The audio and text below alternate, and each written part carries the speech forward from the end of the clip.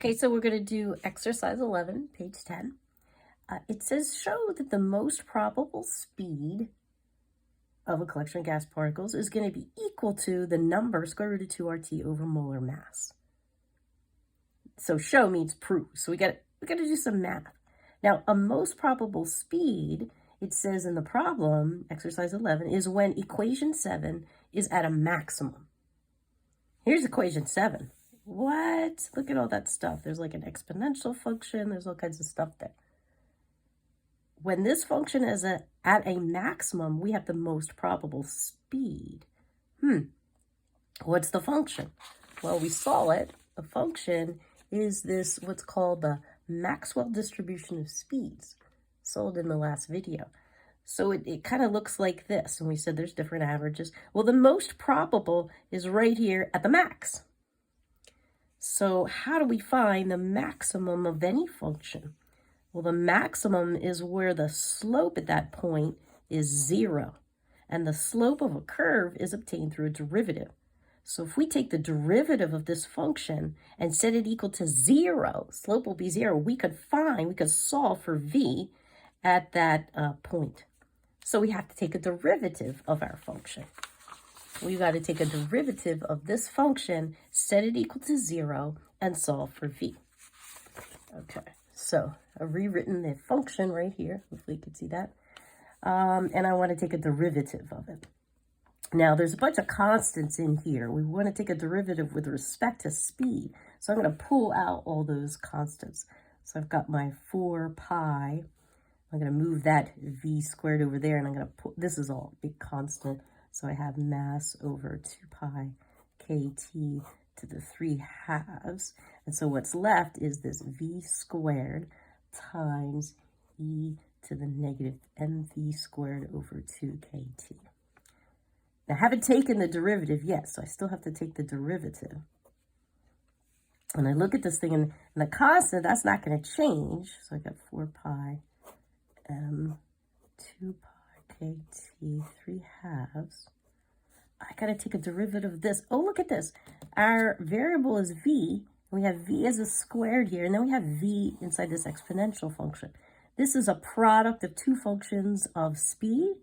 So if I'm going to take a derivative, I've got to use the product rule to do that. Product rule. Okay, product rule. Let's write down the first function, take the derivative of the second, plus the second function times the derivative of the first. Right? So I'm going to write down this v squared times this function. I want to take the derivative. So the derivative of e to stuff is equal to e to stuff. Put that v in there. Times the derivative of the stuff, negative 2mv over 2kt. And my 2's will cancel. That's nice. Plus the second function times the derivative of the first function. There, we've taken the derivative. Now, this derivative, I'm just going to, kind of clean it up a little bit because I got two terms here, and both of my terms have an exponential function in there. So I'm just going to, pull that out. So I got my constant, this 4 pi m over 2 pi kt to the 3/2 stuff. And then I'm just going to factor out negative e to the negative mv squared over 2 kt. And then I've got this v squared times my, it's going to get a v cubed. So I got v squared, a negative m, I'm going to make that v cubed over kt. And then over here, plus 2v. Yeah, there. So it's tidied up. I've taken my derivative. And what are we doing with the derivative? We got to set this derivative equal to 0, where the slope, right? Derivatives are slopes. It's a change over change. We got to set that equal to 0. Now, I have these different factors. Let's break it up a little bit. I've got this constant, and this constant is not 0. Multiply by another function here, and then this function. One of these factors here has to be 0 for the whole thing to be 0. At least one.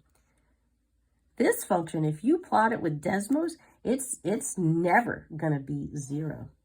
It's like asymptotic, this upside down exponential. It's actually called a Gaussian function. That's not 0, never 0.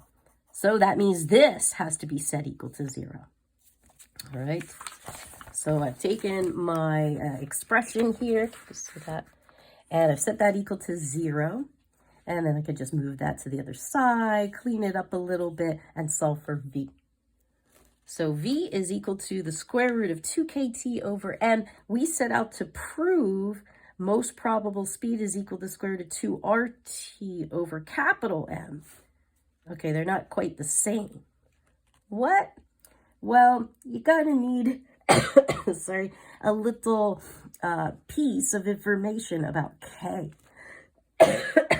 K is called the Boltzmann constant. It's equal to the gas constant over Avogadro's number. You wouldn't have known that. But, of course, in statistical mechanics would show you that. So let's make that substitution. That's why I'm helping you out with this particular exercise. I'm going to replace that K with R over NA. So we get the square root of 2RT over mass times Avogadro's number. And we said before, mass times Avogadro's number is molar mass. So speed, most probable speed, the maximum of our derivative set equal to 0 comes out to be 2RT over molar mass. And that's it.